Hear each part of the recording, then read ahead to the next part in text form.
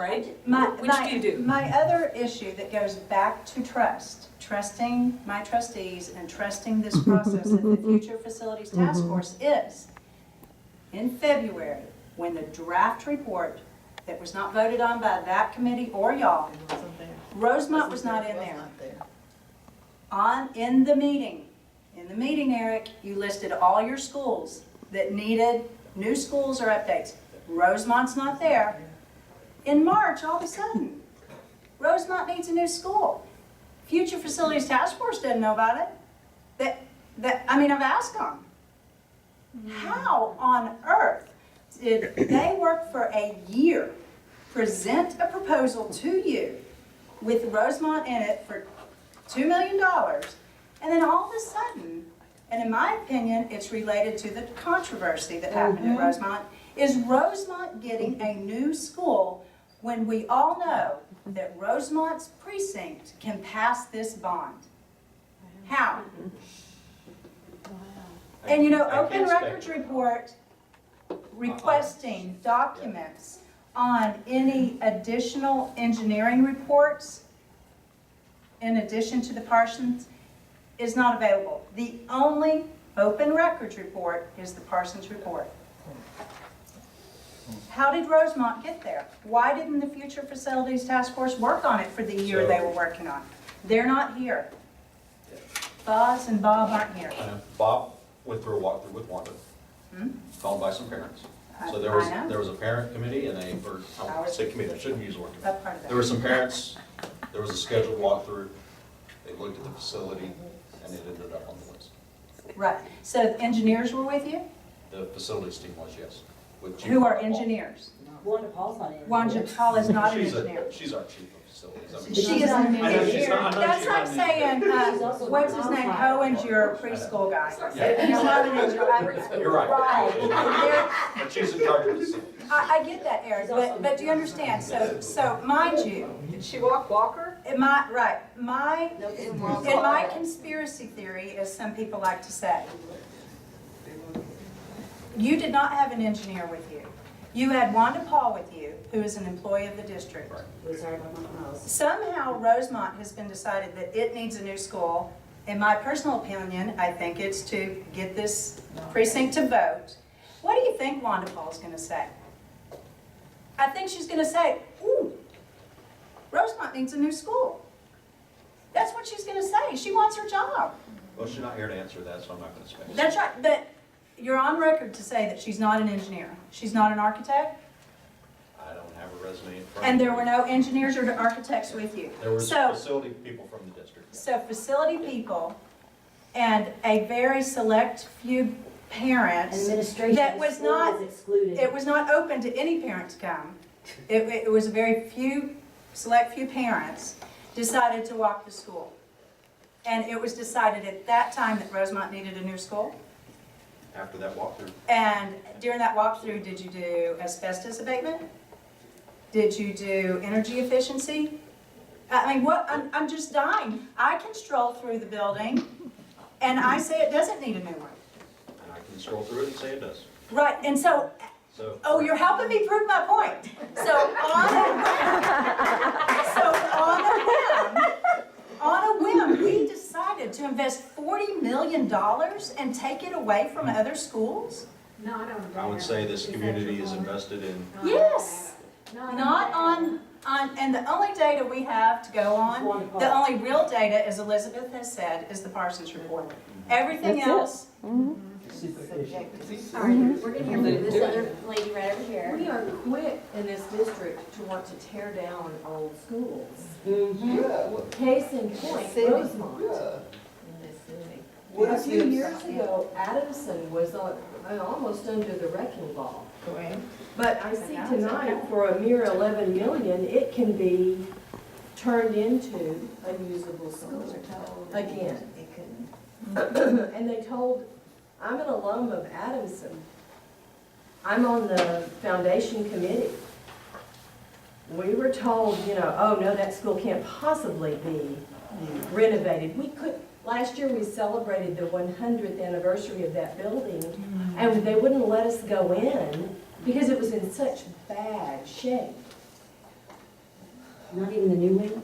Nothing, no, they didn't let us go, no, none of it. So, you're quick to tear down Rosemont, but you've probably got a building there that could be renovated Right. with a lot less money. That's a wonderful Okay. segue, thank you very much. If you would just leave this picture up real quick. Also true about things, Right. because you're losing tradition, you're losing your community history. I don't think we're Okay, gonna lose Okay. community by getting the new Rosemont. I think we'll actually. Oh, Eric, can I tell you how many people hate the architecture of Lower Campus and those houses across from Rosemont are like, no.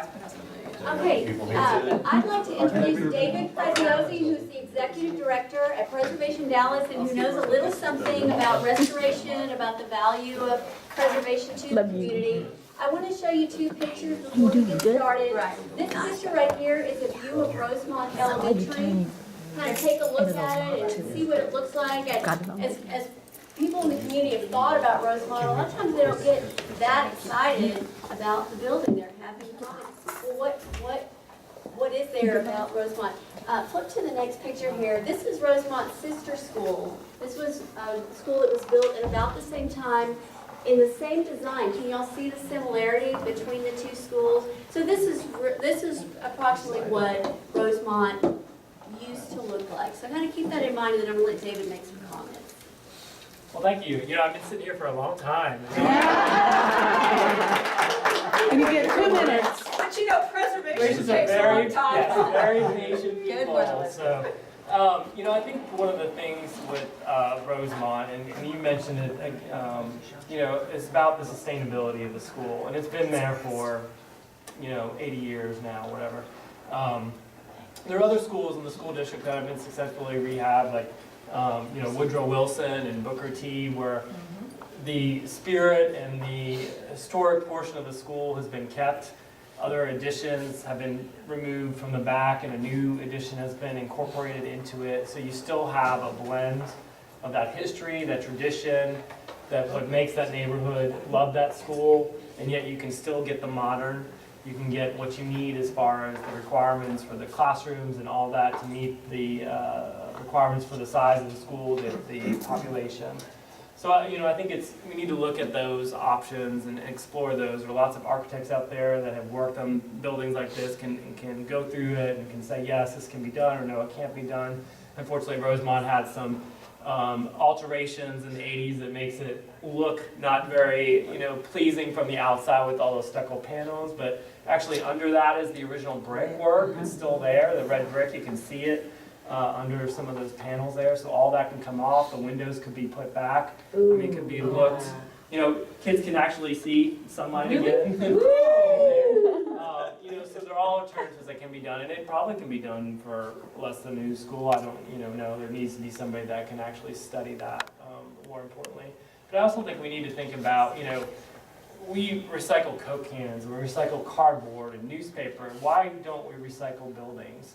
Buildings have a built embodied energy in there. It took energy, it took materials to build that, and to tear it all down and cart it off the landfill, to me, doesn't make a lot of sense when you have a viable building like that. You know, if it was structurally damaged and there were, you know, that could be a different story, but, you know, from the appearance on the outside, it looks in good shape. There's no cracks in the foundation. The building looks well maintained. So I think there are things that can be done to make it more usable as a school, and to reconfigure the interior if need be, put the windows back, make it more appealing for the neighborhood. So I think, you know, to lose something that's been there since 1920, I think, you know, you really have to think twice and long and hard about that. We've lost a lot of schools, but we've also seen DISD preserve a lot of schools, you know, Woodrow and Sunset and all these other ones that have done a great job with. And, you know, people have a really emotional connection with their schools. And, you know, we say once it's gone forever. And after you lose that, a lot of people say, well, why did we do that? You know, what you get back is not necessarily going to be as good as you had there before. So. Well, also on the interior, David, it sounds like you've walked the exterior for sure. On the interior, and I'm comparing upper campus to the new lower campus, the new now 10-year-old lower campus. The stairwells of the upper campus are wood paneled, real wood panels. The stairwells at the lower campus are sheetrock that can be kicked in with a kid's foot. You know, there are qualities in the upper campus that are the reasons it has been there since 1922.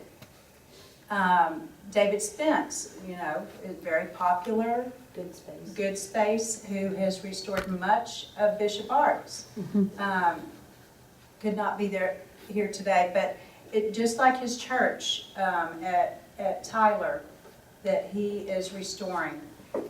He said, you know, some people think there's not much architectural value there. That could have easily been demolished, easily.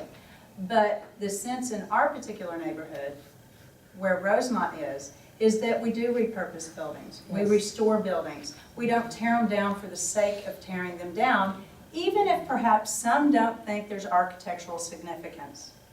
It's lasted that long for a reason. Lower campus will absolutely not be there as long as upper campus has.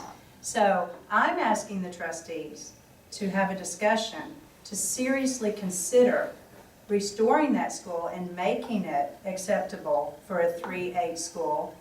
The gym can go, it's a separate facility. This could very easily be restored and reused and make the neighbors happy. It was listed by Preservation Dallas as an endangered building of being demolished. It's just not what we do. We do not tear down buildings like that at a whim. We do not do that. When a building can be restored and keep the integrity of the history of it and make it acceptable and viable as a school.